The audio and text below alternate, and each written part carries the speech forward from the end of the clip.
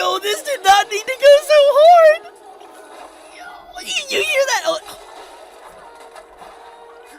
Oh, it's so good, man! Yo, Sawano cooking, man! Straight cooking. Let's dial this back. Look, we gotta listen to this again. Just listen.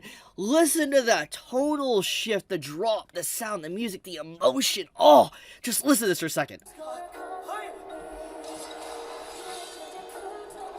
Oh, it's so good. Oh, it's so good. It's so freaking good. Oh my goodness, it did not need to go that hard. Oh my goodness, man. Soul leveling, dude. I knew this scene was coming, but man, the freaking music, like this sequence, like, oh my goodness, like, here, 1 second. This sequence is just so good. Listen to the music drop here.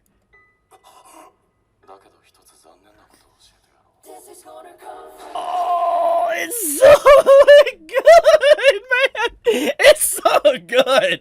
Oh, okay, as you can clearly see, I have enjoyed this episode of Soul Leveling. It's fantastic. Oh, like, man, they were cooking. A1, staff, Sawano, just straight cooking, man. What a freaking episode.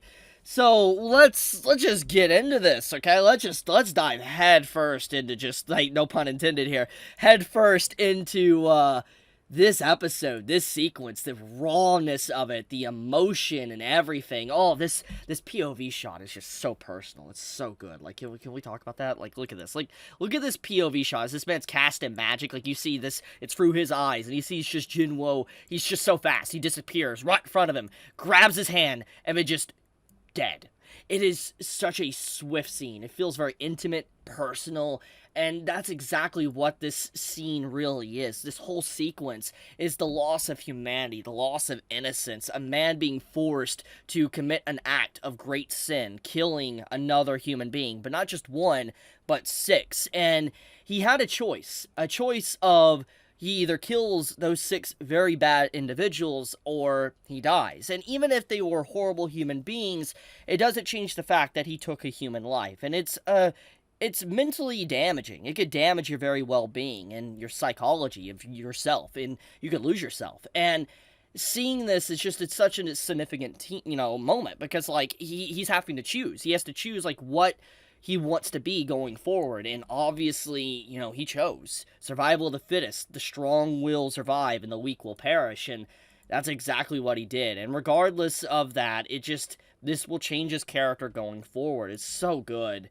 Now, I want to talk about a few things, though, that this episode just did fantastically. I'm a webcomic reader. Like, I've read the original source, I've read the light novel. Great. It's not perfect, it's great, though. And I remember when I first got into Soul Leveling years ago, when it was still niche. Like, nobody knew about Soul Leveling, okay? Like, and I made a video. I remember making a video on the first few chapters of Soul Leveling, and nobody knew about the series. And I remember, I made a few videos after that talking about, like, this moment, and talking about how, Jinwo could potentially become a villain. And I remember the raw emotion, the excitement I had when I first read this. And I felt that exact same emotion while watching this episode. And that's really impressive. It's rare. Because even if you get hyped for a scene, to feel the same emotion, maybe even more than you did in the past, really shows the level of quality that was poured into this scene. And it really explains why just Soul Leveling really popped off. Like, why it popped off as a webcomic all these years. Because even if it might be boiled down, if you really want to just boil it down to its basic roots, is that it's a power fantasy, it does it so well, in such a great way, that it just gets you invested emotionally to certain scenes. It looks so freaking good, and that's exactly what this scene kind of showcased. I feel like this is our first true, we've had some good looks already, but I think that this is the first true look at what Soul Leveling really is, what it really has to offer to its watchers. And I feel like anyone at this point, after finishing this episode, they're going to be very tempted to not read ahead. I know that has to be miserable. Like, if you are an anime only, you have to be in great pain right now not to want to continue reading. Because this cliffhanger, just the conclusion of this episode, the music and everything, it's insane. It is legitimately insane moment for the anime. Now, let's talk a little bit deeper into this sequence, because honestly, it needs to be talked about. There is a lot going on here than just mindless action. There is emotion and so much effort and detail poured into this scene that would be just such a disservice not to talk about it.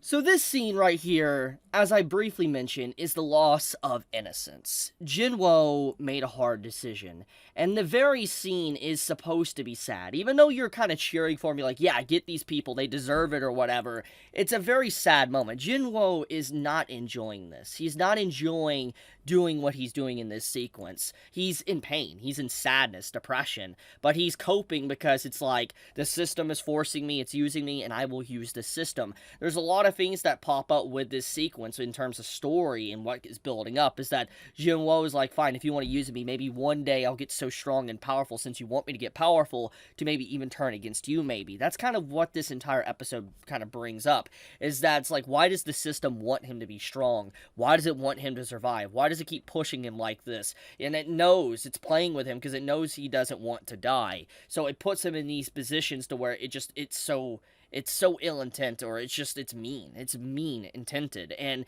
when you think about this sequence, it's like, fine, you're not my friend, you're not my ally, you're obviously someone that's just indifferent and wants me to get strong, but don't really know the real reason. And he gets upset about that, and it's just, he completely turns off, like he switches himself off to be able to, kill these individuals. And it's not just one life he took 6, and it's a lot. That's a very damaging to someone's mind. And I think that, him using a dagger as well, getting so quick and up close and personal, it makes it a very personal, intimate kill for all these individuals here. It's not something that you can be really disconnected when you have blood all over you thanks to it. And this might have ramifications going forward to what he's going to feel, or how he's going to feel about humans in the first place.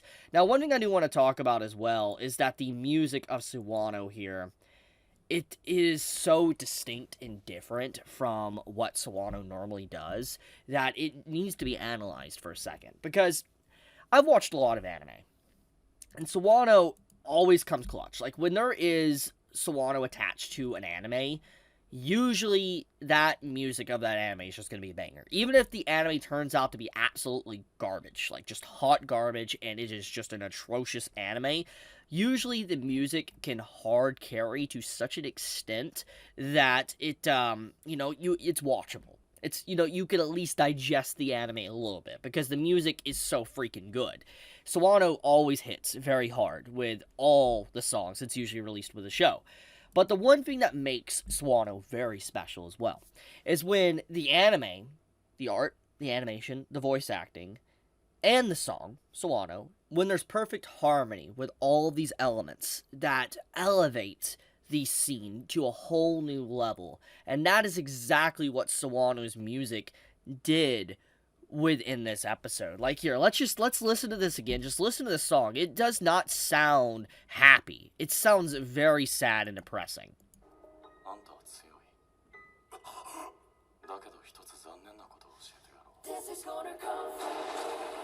It's a very sad song. Even though it sounds action-packed and it's fit for the occasion, it's very distinct in comparison to Sawano's normal music. Because as someone that's listened to a lot of Sawano, usually Sawano's music has a certain tone to it. It's like, it's always for an action-packed sequence of heroic nature, or it feels inspiring. That's usually what it feels like, or maybe like a battle royale. That's what, Sawano's music usually feels. It obviously gonna have distinct differences from here and there, but this is a very different song. It feels very depressing. It's sad. Even with its upbeat tones, it just feels like Jinwoo is crying in his heart. He is sad because of everything he's doing, and the music kind of displays that emotion of what you should feel. It's kind of like him crying out while he's doing these despicable acts.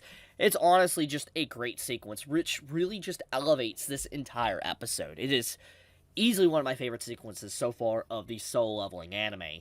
Now, before I go any further, I want to say that, if this is what I'm going to expect from soul leveling going forward for scenes like this, oh my goodness. I don't want to say the words and stuff because it's spoilers, but there's a certain scene, there's a certain line that I've been waiting to hear from the VA and to see in the anime. And if this was as good as it was. Like, this went hard. I cannot imagine a certain scene later. Like, oh my goodness. Just, I'm not ready.